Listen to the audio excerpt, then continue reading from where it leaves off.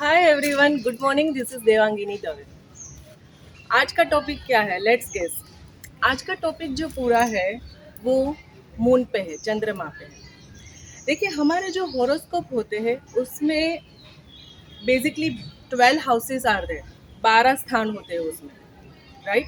Everybody knows about it. जो जन्म कुंडली हमारी होती है उसमें उसमें एक जो प्लेनेट है, टोटल जो 9 प्लेनेट्स है उसमें से एक प्लेनेट जो है वो है मून, चंद्रमा, राइट?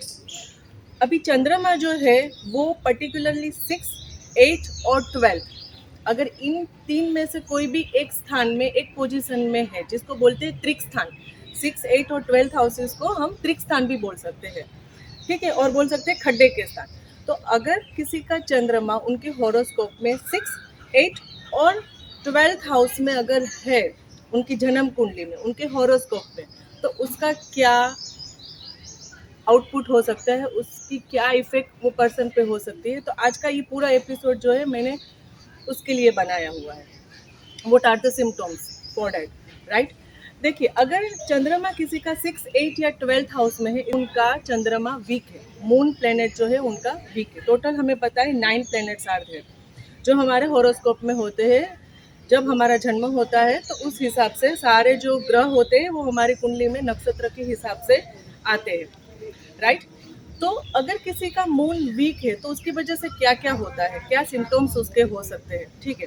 पहली तो चीज़ जो है वो चंद्रमा जो है, मून जो है, जो हम रात को रोज़ देखते हैं, वो basically we can say about the water, पानी से प्रभावित है। जैसे हमें पता है कि पूनम को फुल मून होता है, ठीक है? और अमास को there is a no moon, right? तो पानी से प्रभावित है, जिसको जो बोलते हैं कि भाई जो भरती और ओट जो आता है, ठीक है? तो कहने का मतलब है कि अगर किसी का चंद्रमा वीक है तो उनको पानी से बच के रहना चाहिए। पानी में डूबने के चांसेस उनके जो है, उनकी संभावना जो है वो बढ़ जाती है। So they must be cautious for that, right? इसके अलावा चंद्रमा जो है वो बेसिकली मन का कारक ग्रह है।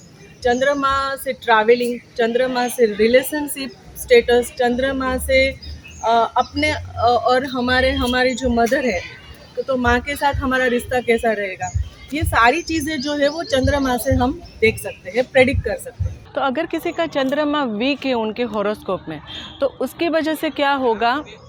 देखिए, चंद्रमा जो है वो मूड का कारक है, मन का कारक है। तो अगर किसी का चंद्रमा वीक है तो उनका जो मूड है वो बार बार स्विंग होगा, मूड ऑफ बार बार होगा बिना वजह। तो ये चीज़ें हो सकती है, मूड स्विंग की कंप्लेन उनको ज़्यादा रहेगी, है ना?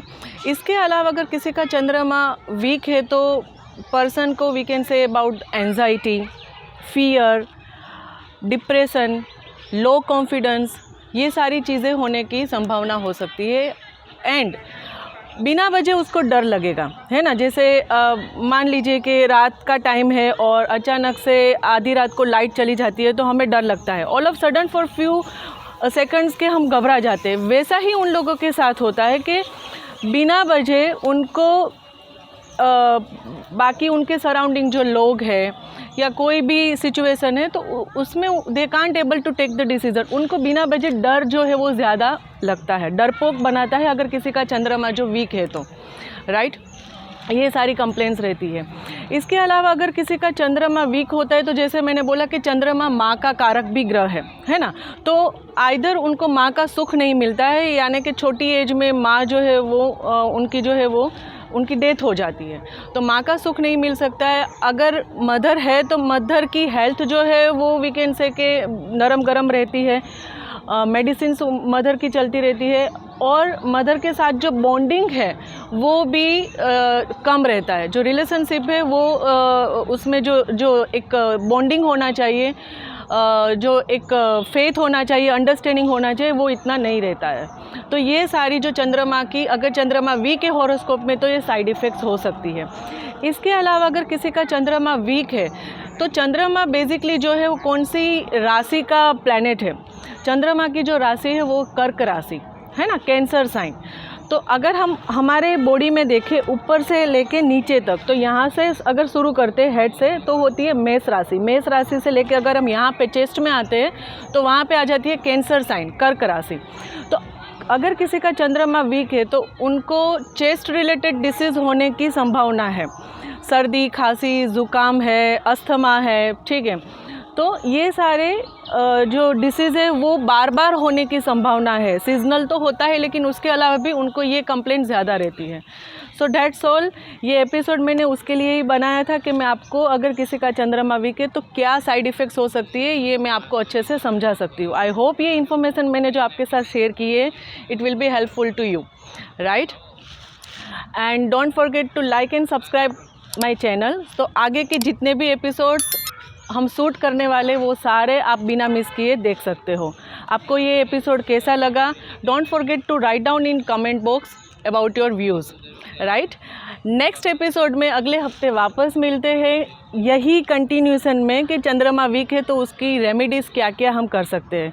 वो सारे जो उपाय हो मैं आपके साथ लेके आने वाली हूँ, right. So stay with us till next episode. Take care, bye bye.